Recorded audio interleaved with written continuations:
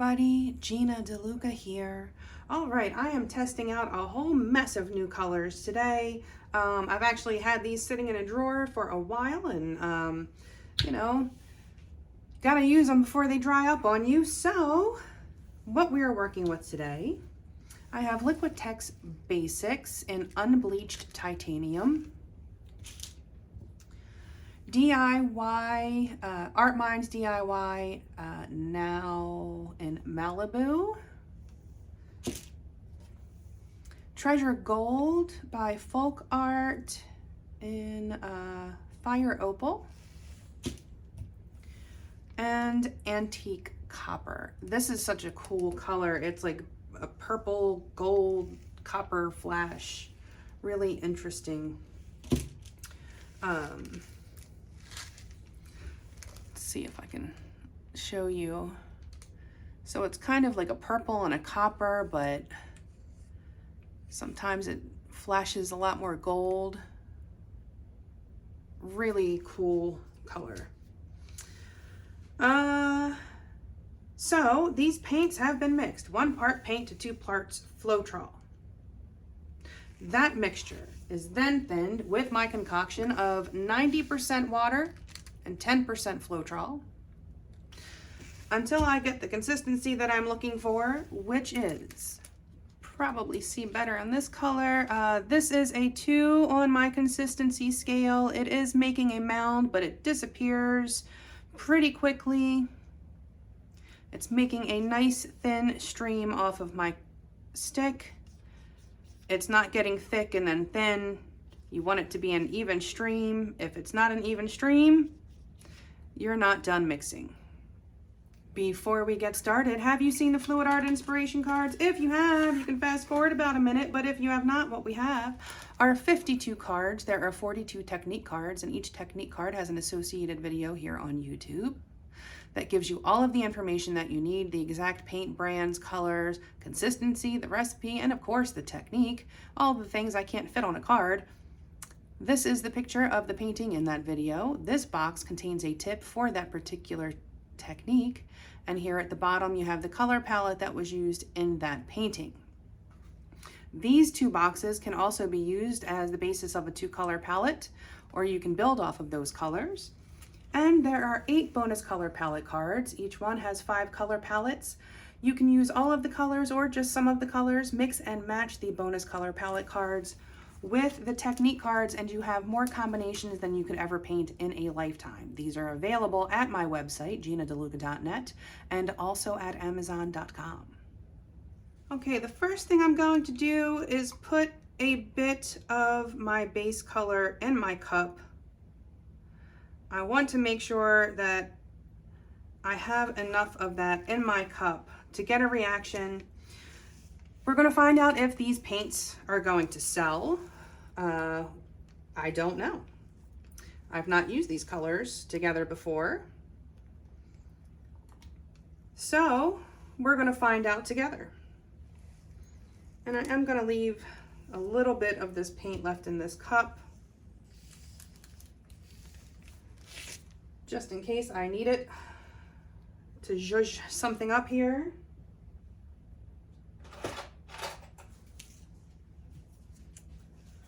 So I lay down a base coat because I want my paints to slide around easily.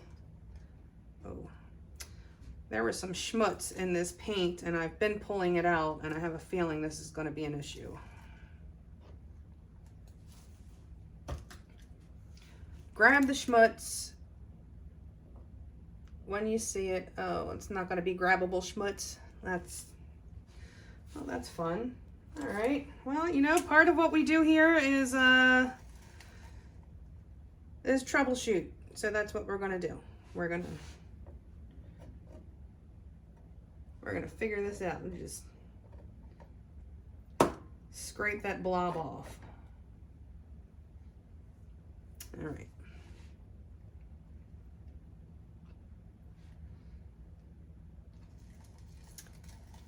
Sometimes the schmutz is not grabbable because it's just kind of a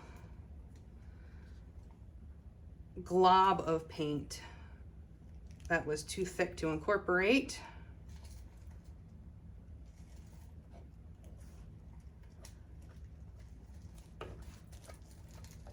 So lay down a base coat so that your paint slides around easily. It helps to maintain your composition. If you don't have a base coat, then your poured puddle will be what's sticking to the canvas first. And that's not necessarily what you want, because then the paint will be rolling over top of itself in order to cover the surface. So now I'm going to put my paint in the cup. I'm going to pour from up high. I want this to sink and churn. The reason that I do the color order that I do, so today I have a light base. So I want my last base to be the most contrast. That's going to be the darkest color. And I find that I get a cool glowing effect when I make sure that the first and last colors have the most contrast. So what happens is the last color that I put in this cup, a tiny bit of that will end up at the bottom of the cup, and that is going to end up at the center of my painting. Again, pouring from up high, allowing it to sink and churn. If you're not used to pouring from up high like this, I used to be a bartender, so it's not, you know, abnormal for me. If you're worried about doing that, you can just practice in your sink with water and kind of get the hang of it.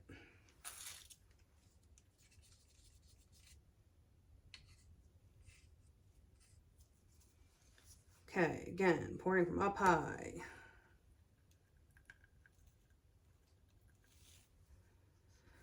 So, whether these paints sell or not, I don't know.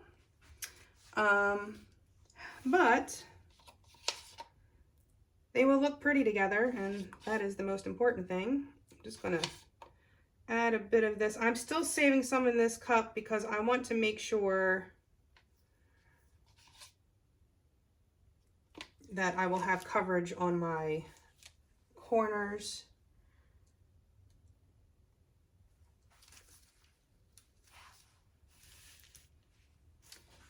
Okay. So I am going to spin slowly, pour quickly.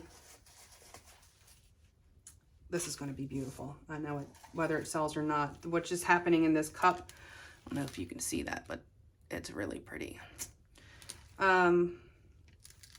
Spin slowly, pour quickly, clockwise. Ooh, ooh, but wait.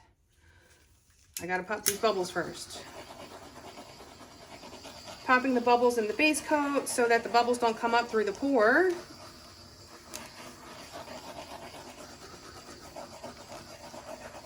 If the bubbles come up through the pour, it's going to bring some of the base coat with it. This is why the color that I use for my base coat is something that is in my painting. So if it does happen, because inevitably you're not going to get every bubble. Okay, here we go, trying my best to stay in the center.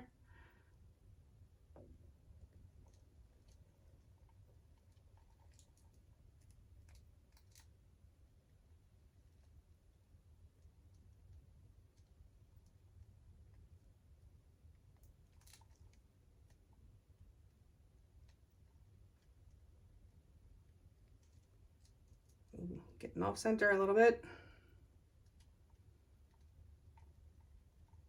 That really is kind of the trickiest part. And maintaining a steady hand.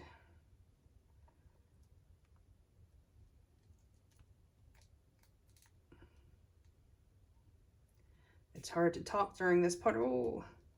Okay, as I get towards the end of the cup, I'm going to get closer to the canvas.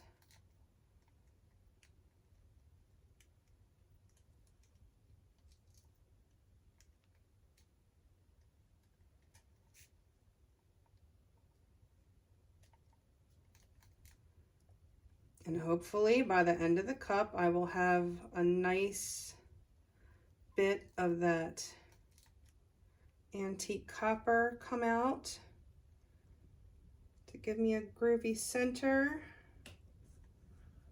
Okay, I see it. It's there. It's just going to take a second. And as I get towards the end of the cup, I will pour slower, spin slower.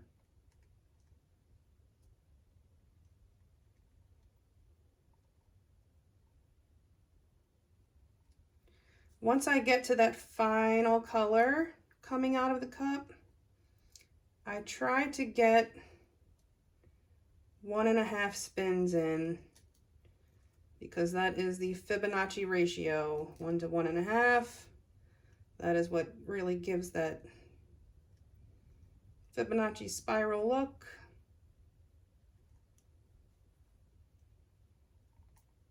Patience is a virtue.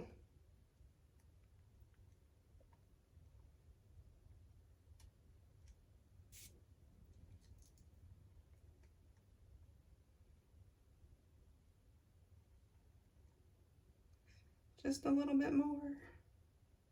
You can do it. Whew. Okay. All right, spiral looks good. Center a bit. Sometimes it comes out a little wonky. And I don't know if doing this will help. I'm gonna try it. Sometimes it comes out a little oblong, and then when you stretch it, it looks oblong. So just gonna try to even that out before I spin and see if that helps.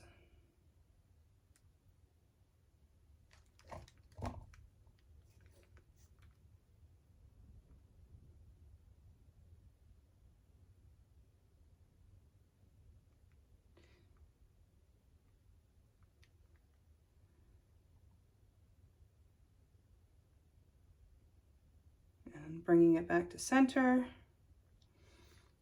Whenever you're doing this, whenever you're tilting, always be mindful of where the weight of your paint is. And bring that back to center before you change directions.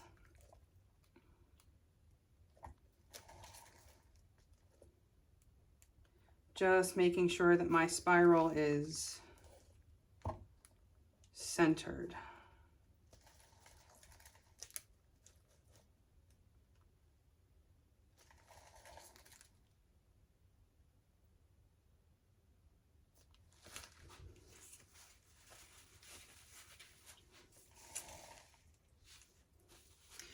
And while I'm here, let me just address this potential.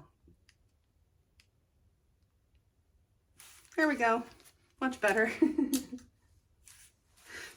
Maybe. Oh, we'll see. Okay. Those who know, know.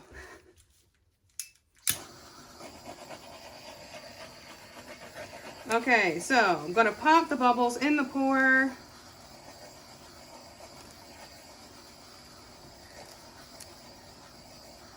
If you have paints that create the hydrophobic effect, this is going to give you great cells.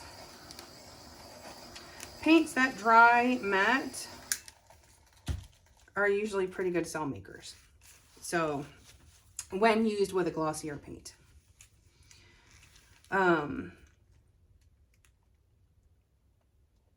I mean, I can see some cells popping up here. Not sure if it's going to have a hydrophobic effect. We'll know if these little cells, if they grow on their own, meaning before I stretch it. Actually, let me tilt this cup on its side in case I need some corner coverage. I can zhuzh it up a bit. I'm gonna let this sit for a second, and I'm gonna put what is left in my cups back into my pour cup. So I have a little bit of help with the corner coverage. This is always kind of tricky business, I guess you can see, maybe. But you will see when I get to the corners, this could be really super, super helpful. Because sometimes you need a little extra love on those corners. So I try to save a little bit of my colors for that.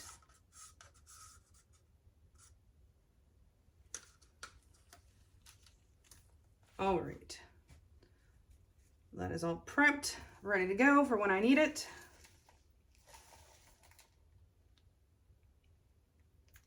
Okay, so I'm not sure, you know, how much bigger these cells are going to get. I mean, I think what's happening here is pretty enough on its own. I don't really need to stress, I think. I mean, just the way this is, if nothing else pops up, this is going to be pretty when it's all stretched out. Yeah. And you can see that my work surface is not level. The canvas is level to the surface, but the spinner is not. The spinner has, you can't level it. It's kind of wobbly, so. Alrighty.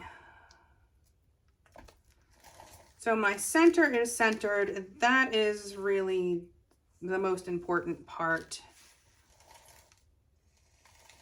And let me just drag that out of here more.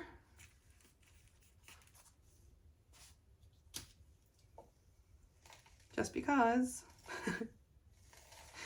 Okay.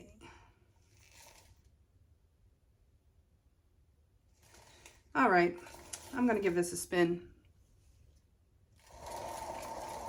We don't have to spin fast. It will get to where it's going eventually.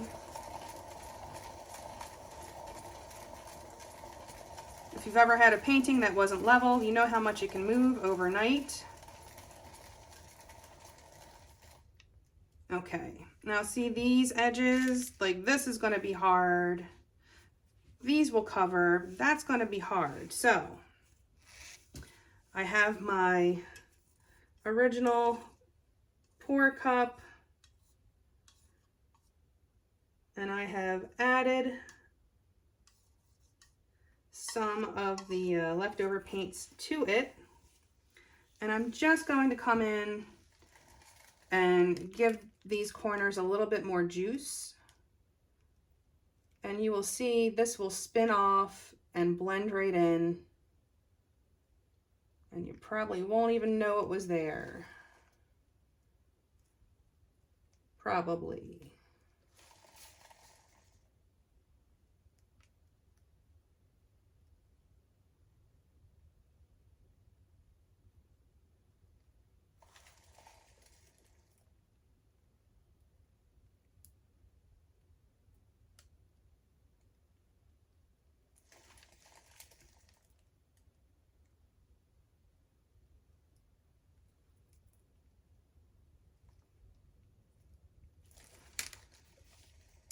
All right.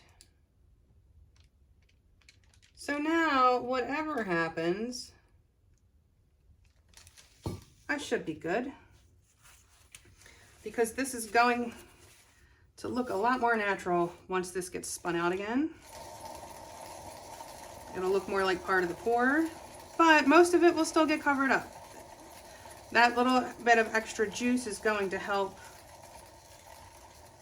a lot. And another thing that I can do, I want my paint to go this way, so I'm going to slide my painting that way.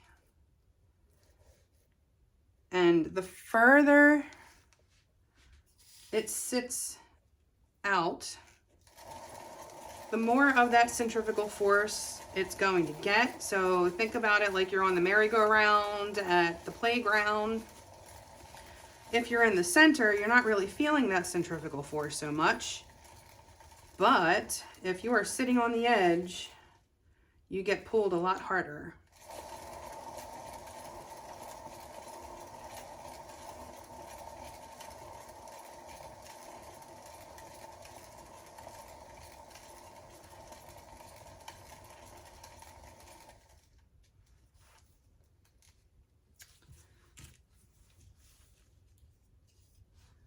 I just want to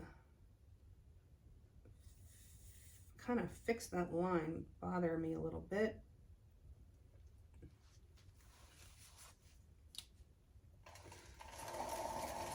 If it's going to be there, I don't want it to be annoying.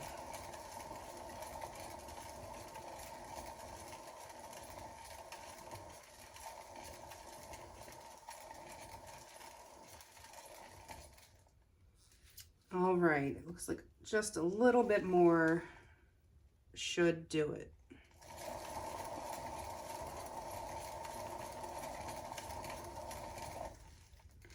But I want to be careful. I don't want to lose this. So I'm actually going to stop.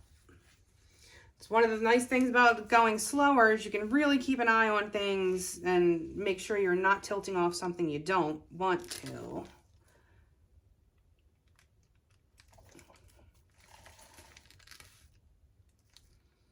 Okay, so the overall composition got a little bit oblong, but my spiral stayed spiral.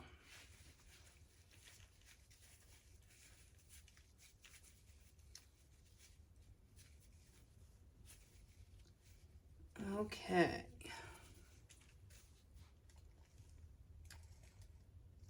All right, so I'm gonna let this sit for a bit and see what happens. It looks like I do have some pop-up cells happening here from, it looks like the antique copper. You can see them popping up. So we're gonna let this baby sit and see what happens. But I love the colors together. Super happy with this color combo.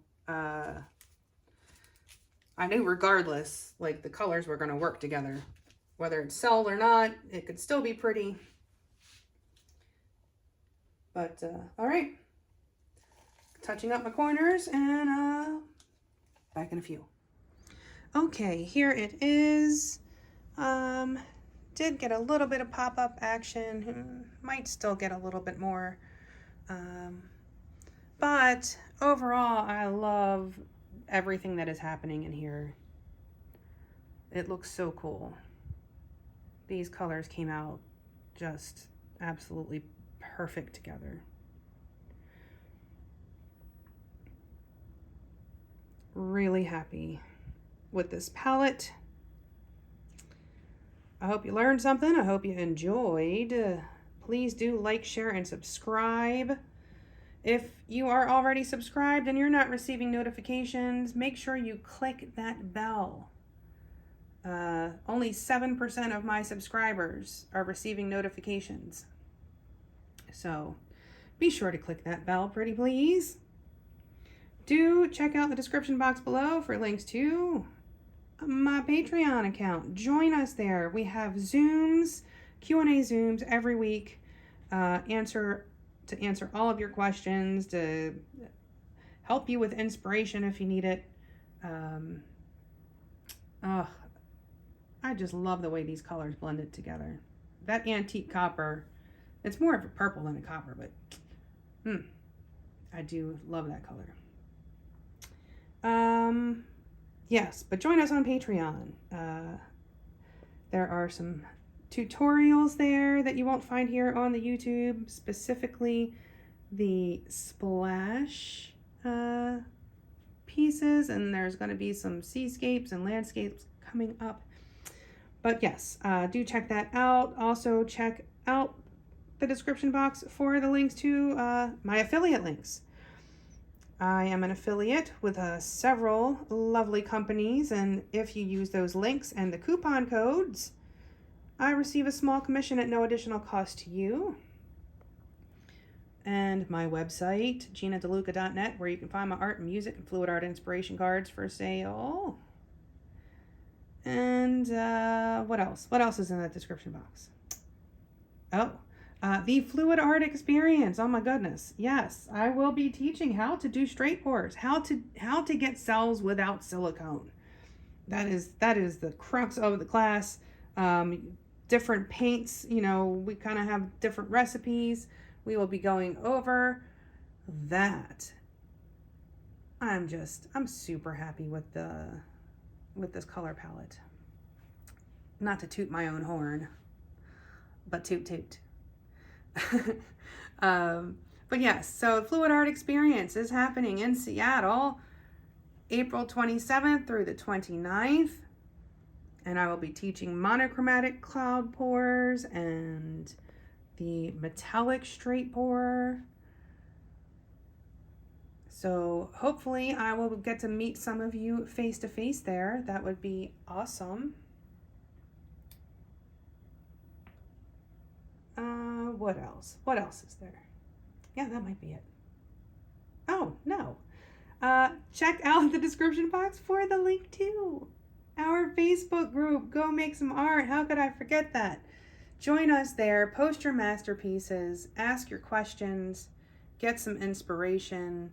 A good time is had by most. It is the internet after all. All right, y'all. That is going to be it for me for today. I hope y'all have a beautiful day. Now go make some art.